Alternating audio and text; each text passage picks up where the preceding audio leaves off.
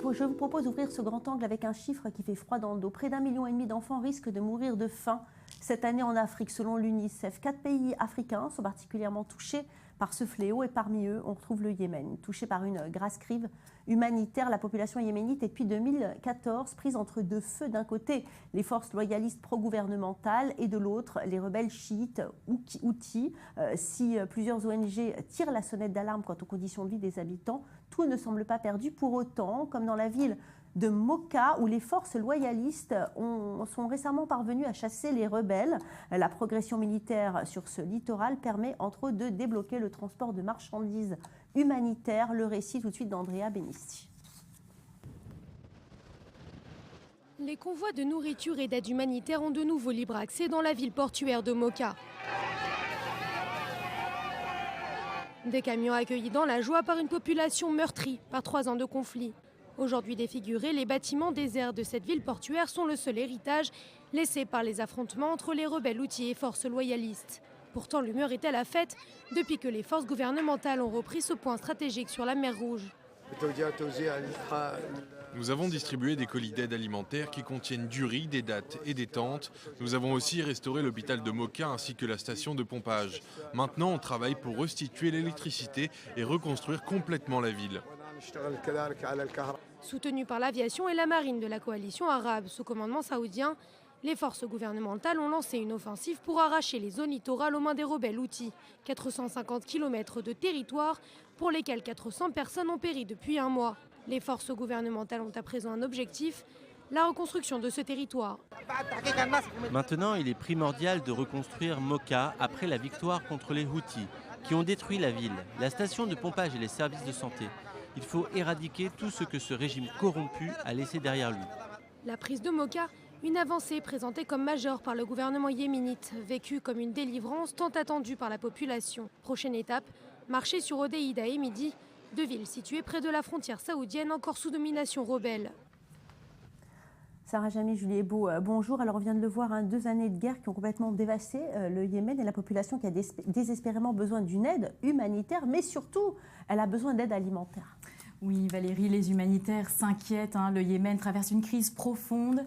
L'Organisation des Nations Unies évoque de plus en plus le risque de famine dans ce pays déchiré. Toutes les infrastructures ont été détruites. Le Yémen est presque entièrement dépendant des importations, mais les infrastructures portuaires et l'aéroport ont été gravement endommagées, sinon carrément fermées. La distribution d'eau et d'électricité ne sont pas toujours assurées, à tel point que l'on peut dire que c'est le pays tout entier qui est sinistré. Face à cette situation, le coordinateur de l'ONU au Yémen, lors d'une conférence de presse, a tiré la sonnette d'alarme et a annoncé des chiffres très inquiétants. Regardez. À l'heure actuelle, nous estimons qu'il y a près de 19 millions de personnes dans le pays qui ont besoin d'aide ou d'une forme de protection. Parmi eux, il y a 10 300 000 personnes qui ont des besoins très aigus. Oui, et selon l'ONU, plus des 2 tiers de la population a besoin d'aide. 7 millions de personnes souffrent de faim. Et pour les enfants, la situation est bien pire encore. Oui, parce que justement, c'est toujours les enfants qui trinquent en premier. Qu'en est-il des enfants, justement, Julie ? Eh bien, Valérie, c'est eux qui paient le plus lourd tribut. Plus de 2 millions souffrent de malnutrition sévère. La mortalité infantile a augmenté de 150% depuis le début du conflit. Les maladies respiratoires ou encore les diarrhées mortelles sont responsables de cette augmentation considérable. Il est malheureusement impossible de soigner ces maladies faute de médicaments et tout cela est certes dramatique, mais n'est rien face aux conséquences dramatiques que pourrait avoir la malnutrition infantile. Regardez. Il y a plus de 460 000 enfants de moins de 5 ans qui sont sévèrement mal nourris. C'est une augmentation de 63% depuis ces 2 dernières années. Oui, l'an dernier, l'ONU et ses partenaires humanitaires sont venus en aide à plus de 6 millions de personnes. Mais cette année, les Nations Unies espèrent doubler les efforts et venir en aide à plus de 12 millions de Yéménites. Il faudra pour cela compter 2 milliards de dollars. Reste pour les organisations internationales et humanitaires à définir les priorités qui, dans le chaos créé au Yémen, est quasi mission impossible. Alors on l'a vu, la situation au Yémen est des plus inquiétantes. L'ONU a réagi lors d'une conférence de presse, vous l'avez dit Julien, pour revenir sur le problème de la délocalisation notamment de la banque centrale de la ville de Sanaa à Aden, dans le sud du pays. Un changement de lieu qui a des conséquences notamment sur les importations de blé. Regardez le sujet de Sarah Jamy. Le Yémen devrait connaître une pénurie de blé dans les semaines à venir. Les stocks s'épuisent et les banques n'ont plus les moyens de financer de nouvelles commandes. Le pays vit à 90% des exportations de l'étranger. Les 4 plus grands importateurs de blé dans le pays ont été informés par les autorités qu'à partir de janvier, ils ne pourront plus s'acquitter de leurs tâches à cause des difficultés à importer des biens. Le gouvernement du président yéménite Abrado Mansour Hadi avait ordonné en septembre de transférer le siège de la Banque centrale de la capitale Sanaa vers Aden, la grande ville du sud déclarée capitale provisoire du Yémen. Le président Hadi avait ordonné de délocaliser la Banque centrale en accusant les rebelles de Sanaa d'utiliser les réserves en devises étrangères pour financer leurs efforts de guerre. Cette mesure a porté un coup dur aux rebelles qui ne sont plus en mesure de payer les salaires des fonctionnaires dans les zones sous leur contrôle. L'ONU avait réagi lors d'une conférence de presse. Nous savons qu'il est très difficile pour ces importateurs d'obtenir des lignes de crédit sur le marché libre. Et maintenant que la Banque centrale n'est plus basée à Sanaa, ça rend les choses encore plus difficiles. 80% de la population du pays a besoin d'aide alimentaire. 2 millions ont même besoin d'une aide d'urgence pour survivre. Et c'est en concluant sur cette situation alarmante que Jimmy Goldrick, coordinateur humanitaire de l'ONU au Yémen, avait réagi. Il y a plus de 14 millions de personnes qui souffrent d'insécurité alimentaire et de ce nombre, il y en a 7 millions qui souffrent d'une grave insécurité alimentaire, c'est-à-dire qu'ils ne savent pas d'où viendra leur prochain repas.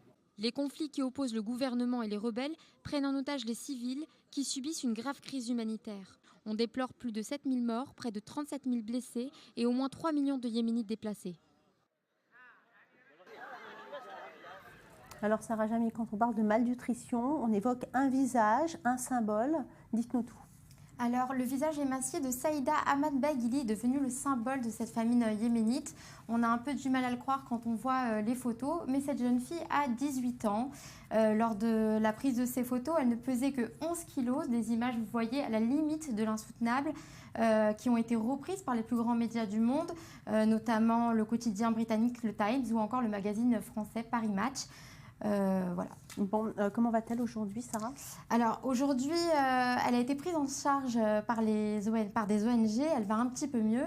Elle a réussi à reprendre 5 kilos et même à faire quelques sourires à ses médecins, alors qu'il y a quelques semaines, elle avait déjà du mal à se lever et à marcher. Donc ça veut dire qu'il ne faut plus s'inquiéter pour elle, elle est bien prise en main? Alors c'est un bonheur en demi-teinte, Valérie, parce que malheureusement la malnutrition chez cette jeune fille ne date pas d'hier.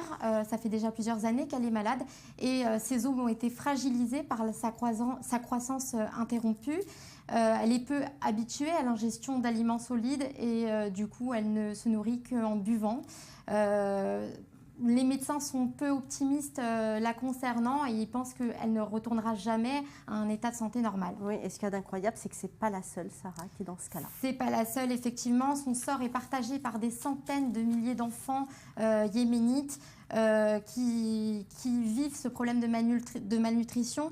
Selon une histoire publiée par le Washington Post et reprise par Slate, le média Slate, les parents yéménites seraient obligés de choisir entre leurs enfants, choisir s'ils veulent financer une hospitalisation ou pouvoir nourrir les autres enfants, nourrir évidemment avec les moyens qu'ils ont actuellement, c'est-à-dire très très peu de moyens. Oui, et ben ça fait froid dans le dos tout ça et les programmes d'aide à l'international sont évidemment en alerte rouge. La guerre au Yémen qui dure depuis 2 ans, la santé publique est terriblement dégradée, on vient de le voir, et la population est menacée de famine. Julie Ebaud.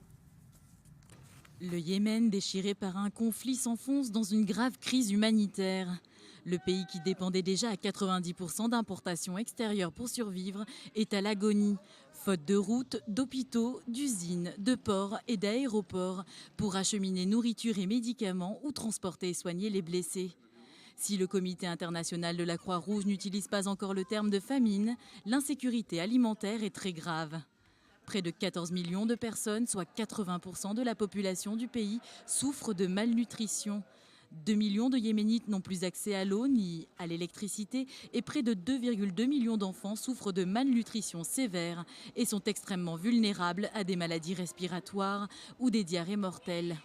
Plus de la moitié des structures de santé du Yémen ont été bombardées ou désertées par le personnel soignant. Quant à la famine, elle menace. La plupart des champs ont été dévastés et le prix du blé, il a doublé.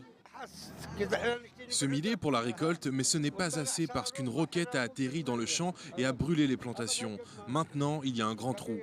Aujourd'hui, la population yéménite a besoin d'une aide humanitaire pour survivre de toute urgence. Les partis au combat sont appelés à faciliter l'accès aux ressources alimentaires. Ce que nous attendons est une augmentation du soutien de la communauté internationale pour être sûr que le programme alimentaire mondial puisse accéder au pays entier, mais aussi pour avoir les moyens d'apporter de la nourriture à ces gens-là. Le temps presse. Selon un bilan du Fonds des Nations Unies pour l'enfance, près d'1,5 million d'enfants risquent de mourir de la famine dans les prochains mois.